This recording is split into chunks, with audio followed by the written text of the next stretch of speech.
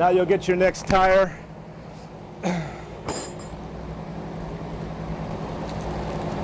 It's always a good idea to kind of inspect your tire as well, even if it is brand new. There might be some dirt inside, a little stone or something.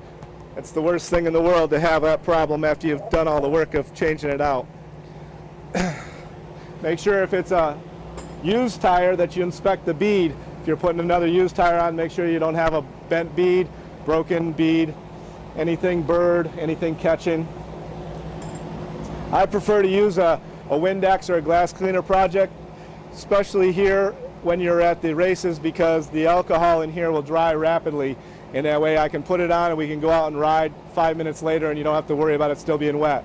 Soap or any of the other products will work as well, but it's best to use, if you're going to use soap, to have overnight to let that soap dry so you don't have it slipping on the wheel. There's also many tire manufacturers, lubes and stuff. They're all perfectly acceptable. Lube up one side nice. Once again, I want to work with the sprocket side down. Set the wheel up there so you kind of know that you're going to be working with the sprocket side down. Starting 180 degrees away from the rim lock.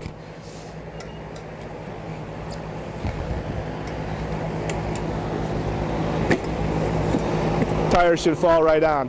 One of my secrets, I always say, if it's difficult, you're doing something wrong. It's like everything else in life. If you're struggling with it or whatever, it's all technique. And if you think changing tires is hard and you really stress at it, it's really just a matter of adjusting your technique, and you'll find that it's really not that difficult. And take the tube, line it up with the valve hole. I usually put the valve in first, but not all the way into the hole. And then I take and just tuck it around. Once again, you can see the inflated tube here is stopping me and preventing me from twisting it. Be sure that it's nice and tucked in there all the way around.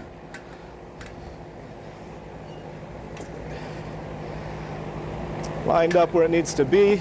Sits down there nice. Double check at the rim lock to make sure that it's free and not on the other side. And just take and flip this in here. The other thing that the inflated tube will help you with is that'll help poke the stem through the hole. I'm left-handed. If you're right-handed, it'd be reversed, but I just gradually put a finger on top here, and then you come to the other side. On this side here, just barely lift up, and you'll see the valve will just fall right in the hole. That's another thing. If you're struggling, it's just a matter of technique. It's not really, there's no trick to it. It should go right in there. The half-inflated tube helps with that. Once you've got it in there, once again, double check that it's down all the way. Take a peek in there. Make sure your rim lock is free. Lube up the top side.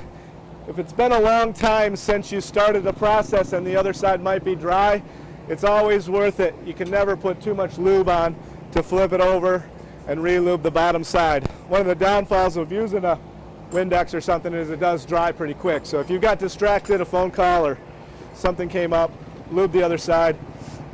Now, I prefer to start at the rim lock. I lift it up, make sure it's free, put the first tire iron in at the rim lock. Take a small bite on each side of the rim lock, and I'm using my hand to kind of force the bead and hold the bead down in. Once I've got one on each side, then I'll take the tire iron at the rim lock off, and I use what's called a bead buddy. This is one of the handiest things on the market. The bead buddy slips in, holds the bead, kind of attaches to the spoke, prevents it from coming back and flipping back out. Now you've got your other hand free. You don't have to worry about the tire unmounting as you're mounting it. So then it's just a process of taking the tire irons, swapping them out, flipping them over one or two. When you come to the valve, it's always good to make sure that it's free. If it pushes in and out free, you know you don't have it twisted, you know you don't have it hung up. Just keep going around till you get about 2/3 on, and you'll see it starts to get a little more difficult. You need to push this down and make sure it falls into the dish. By applying a little bit of pressure here, when it falls down in, it'll stay down in.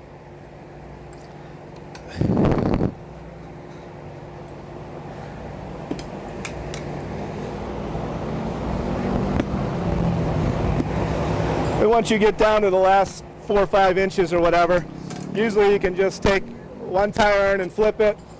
If you're just starting out, you might want to put a second one in before you even try, because then when this one goes over, you're not struggling to get the second one in and it just falls right on. Once again, if you're struggling, possibly you need to find a different technique.